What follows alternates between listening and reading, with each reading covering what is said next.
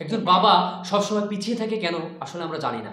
মা ৯ মাস বহন করে, বাবা ২৫ বছর ধরে বহন করেন। উভয়ের সমান, তবুও কেন বাবা পিছিয়ে আছেন তা জানেন না।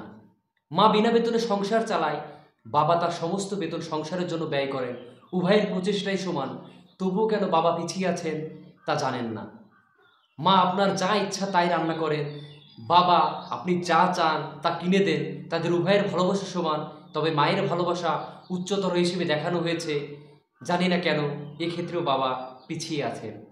ফোনে কথা বললে প্রথমে মায়ের সাথে কথা বলতে চান, কষ্ট পেলে মা বলে কাঁদেন। আপনার প্রয়োজন হলেই আপনি বাবাকে মনে রাখবেন, কিন্তু বাবার কি কখনো খারাপ লাগেনি যে আপনি তাকে অন্য সময় মনে করেন না? ছেলেমেয়েদের কাছ থেকে ভালোবাসা পাওয়ার ক্ষেত্রে প্রজন্মের জন্য বাবা কেন পিছিয়ে আছে জানি না। আলমারি ভরে যাবে রঙিন শাড়ি আর বাচ্চাদের অনেক জামা কাপড় দিয়ে, কিন্তু বাবার জামা খুব কম।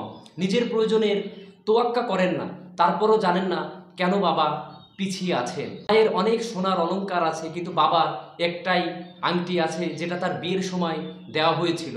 তবুও মা কম গহনা নিয়ে অভিযোগ করতে পারেন আর বাবা করেন না। তারপরও জানি না কেন বাবা পিছিয়ে। বাবা সারা জীবন কঠোর পরিশ্রম করেন পরিবারের যত্ন নেওয়ার জন্য, কিন্তু যখন স্বীকৃতি পাওয়ার কথা আসে কেন জানি না তিনি সব সময় পিছিয়ে থাকেন।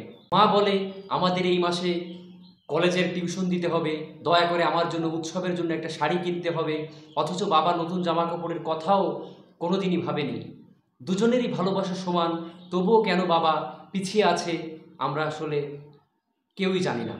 বাবা মা যখন বুড়ো হয়ে যায় তখন বাচ্চারা বলে মা ঘরের কাজ দেখাশোনা করার জন্য অন্তত উপকারী, কিন্তু তারা বলে বাবা অকেজো।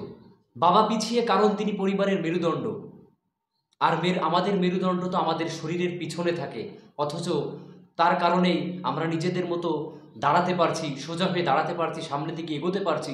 সম্ভবত এই কারণেই বাবারা পিছনে থাকেন। আজ বিশ্ব বাবা দিবসে সমস্ত বাবাদের এই ভিডিওটা উৎসর্গ করছি। সালাম জানাই পৃথিবীর সকল বাবাদেরকে।